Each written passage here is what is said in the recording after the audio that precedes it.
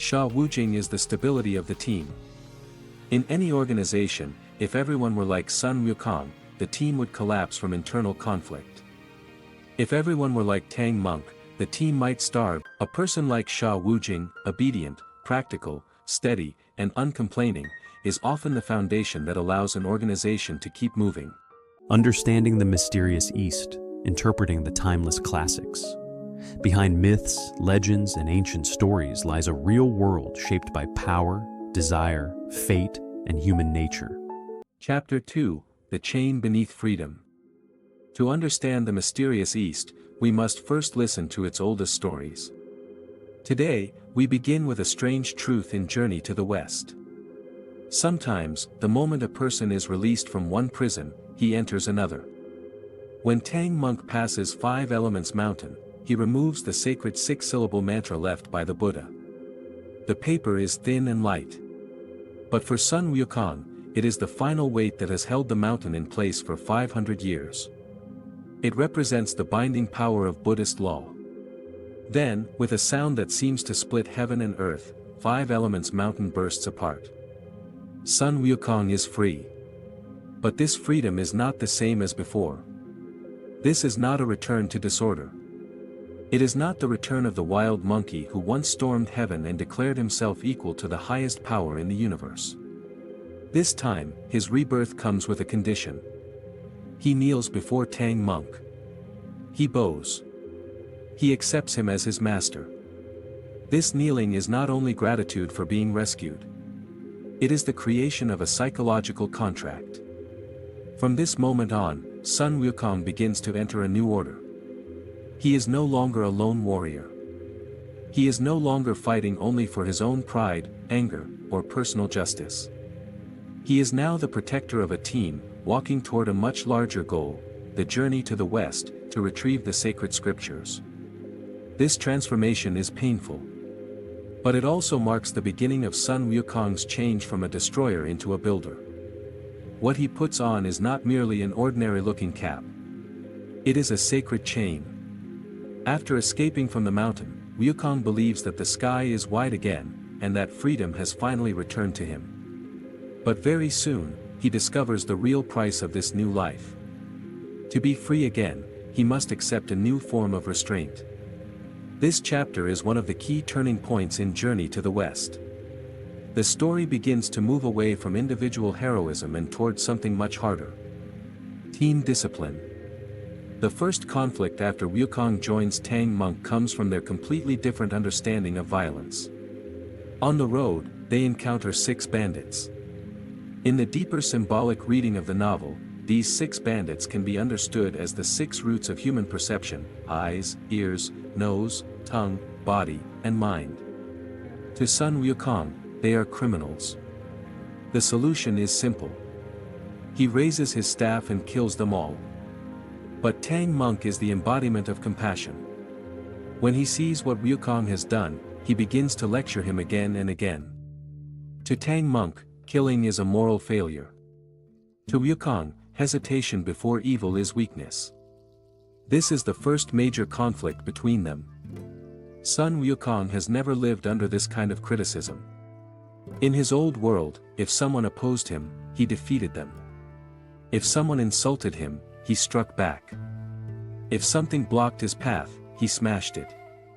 But now, he has a master who does not measure victory by power. Wukong cannot tolerate this. With one cloud somersault, he leaves and goes to the Eastern Sea. But in the end, he comes back. Why? Because he discovers that he has nowhere else to go. Flower Fruit Mountain is no longer enough. Heaven will not accept him. The world he once knew has already changed. The journey to the West has become his only possible road forward. At this moment, through Tang Monk's hands, Guanyin Bodhisattva gives him a magical object that will shape the rest of his life. The golden headband. When the tightening spell is spoken for the first time, Wukong feels unbearable pain, as if his skull is being split apart. But this pain is not merely a punishment. It is a metaphor. When a person joins an organization, he must give up a part of himself. He must accept boundaries. He must accept rules. He must accept a bottom line that he cannot cross. The tightening spell is not meant only to hurt him. It is meant to make his violent energy controllable. Sun Wukong is too powerful to be left completely unchecked. If he has no boundary, his strength becomes danger. If he has no discipline, his courage becomes destruction. If he has no mission, his freedom becomes chaos. The headband is cruel. But it also turns Wukong's power into something that can be used for a larger purpose. The second member of the team is the White Dragon Horse. At Eagle Sorrow Stream near Snake Coil Mountain, the son of the Dragon King of the Western Sea waits in punishment. Because he once set fire to a precious pearl, he was demoted and placed there to await his role in the pilgrimage. He devours Tang Monk's white horse. Wukong fights him, and the dragon retreats into the water. In the end, under the guidance of Guanyin, the dragon transforms into a horse. The White Dragon Horse has very little presence in the team compared with Sun Wukong and Zhu Beiji. The White Dragon Horse has very little presence in the team compared with Sun Wukong and Zhu Beiji. But he is extremely important. He symbolizes the burden that carries the will. He was born as a dragon, a noble and powerful creature. Yet he is willing to become the horse beneath another man. This is an enormous sacrifice. It is also a form of devotion. He teaches us that in a team, not everyone must stand at the front and fight. Some people carry the pressure silently. Some people bear the weight day after day. Some people do not receive applause, yet without them, the entire journey would collapse. Their merit is not small. Then comes the great comic figure of the novel. Zhu Beiji. Before his fall, Zhu Beiji was Marshal Tianping, a celestial commander in heaven. But because he harassed Chang'e, the moon goddess, he was demoted to the mortal world. At Gao village, he does not only demand food and comfort. He also wants to marry the family's daughter. The process by which Wukong subdues Beiji is full of humor and theatrical energy. But Zhu Beiji is not just comic relief. His arrival changes the emotional balance of the team. If Sun Wukong represents ideals, struggle, and explosive action, and Tang Monk represents faith, principle, and moral direction, then Zhu Beiji represents the ordinary world of desire. He is greedy. He is lustful. He is afraid of death. He often complains and talks about breaking up the team and returning to Gao village. But this is exactly why he matters. A real team cannot be made entirely of ascetics. If everyone were like Tang Monk, the story would become too rigid. If everyone were like Wukong, the team would destroy itself through conflict. Zhu Beiji brings human weakness into the journey. He brings appetite. He brings laziness. He brings fear. He brings the wish to live comfortably. And because of that, he brings life. He reminds Tang Monk and Wukong that they are still connected to human nature. Even on a sacred journey, people still have bodies. They still have hunger. They still feel desire. They still want comfort. They still become tired. Zhu Beiji is the lubricant inside the team. He is also the honest, lazy, fearful, but living self hidden deep inside many people. At this stage, the basic structure of the pilgrimage team has begun to take shape. Tang Monk is the firm leader. Sun Wukong is the supremely capable but short-tempered chief executor. Zhu Beiji is the second in command who always wants to be lazy, yet can still be useful at critical moments. And the White Dragon Horse is the top-level vehicle carrying the entire mission forward. But this combination is extremely fragile. Tang Monk does not fully trust Wukong's decisive violence. Wukong looks down on Beiji's cowardice and greed. Beiji often stirs up trouble between master and disciple. The demons on the road are dangerous. But sometimes, the conflicts inside the team are even harder to handle. The journey to the west is not only a crossing of mountains, rivers, and deserts. It is also the reshaping of a team's inner psychology. And from this moment on, Sun Wukong's greatest enemy will no longer be only the demons outside.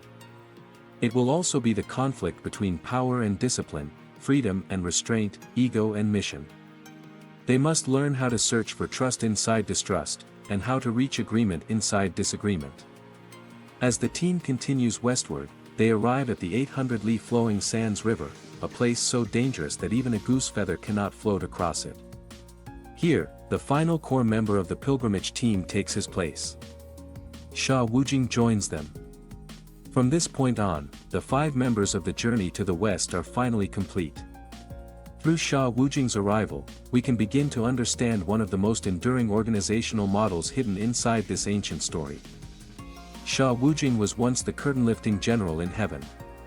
Because he accidentally broke a precious glass vessel, he was demoted to the mortal world. Every 7 days, he must suffer the agony of countless arrows piercing his body. At the flowing sands river, he wears 9 skulls around his neck. These are the remains of previous scripture pilgrims, and they stand as witnesses to his past karma. Compared with Wukong's defiance and Beiji's greed, Sha Wujing seems extremely ordinary. He speaks the least. He does the most miscellaneous work. He rarely takes the spotlight. But we must pay close attention to what he represents. Sha Wujing is the stability of the team. In any organization, if everyone were like Sun Wukong, the team would collapse from internal conflict. If everyone were like Tang Monk, the team might starve because no one could execute the work. A person like Sha Wujing, obedient, practical, steady, and uncomplaining, is often the foundation that allows an organization to keep moving. He carries the luggage. But what he truly balances is the human heart. When Wukong and Beiji argue until the conflict can no longer be controlled, it is often Sha Wujing who speaks quietly. "Elder brother, second brother, please stop arguing." A simple sentence like this often cools the scene down. Now let us look at this classic team structure. Tang Monk is the leader of values and faith. He has almost no practical combat ability. He cannot defeat demons. He often cannot even tell who is good and who is evil. But he possesses the only official travel document, and his will to obtain the scriptures never truly wavers. Sun Wukong is the core technical expert. He solves the most difficult problems. He defeats the strongest enemies. But he also challenges authority and must be restrained by the system of the tightening spell. Zhu Beiji is the emotional buffer, the public relations figure, and the embodiment of human weakness. He reduces the seriousness of the team. He is full of flaws, but because of him, the team feels more human. Sha Wujing is logistical support. He is the silent contributor who keeps the basic work going. In many organizations, this is the person who is rarely praised, but once he disappears, everything begins to fall apart. Soon after Sha Wujing joins the team, the first test of the entire group arrives. This is the episode known as the Trial of the Four Sages.